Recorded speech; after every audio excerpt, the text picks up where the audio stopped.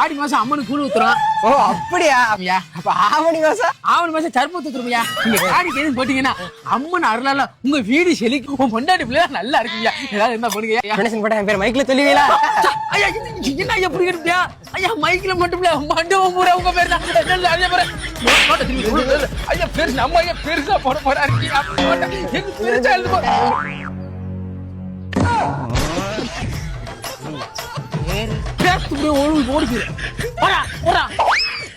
இதெல்லாம் காணிக்கல வச்சுக்க, நம்ம பாக்கெட்ல வச்சு கொடுப்பா. ஆடி மாசம் ஏசப்பர் கூழ் ஊத்துறோம். எங்க முத்துமாரி அம்மன் கூழ் ஊத்துறோம். எந்த ஊரு? அண்ணாயினே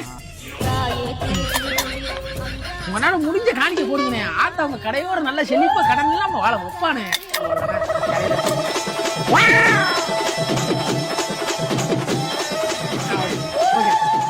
இந்த 10 ரூபாய்க்கு என்னென்னலாம் பேச வேண்டியது இருக்குது. ஆடி மாசம் அப்பதான் கூழ் ஊத்துறோம்.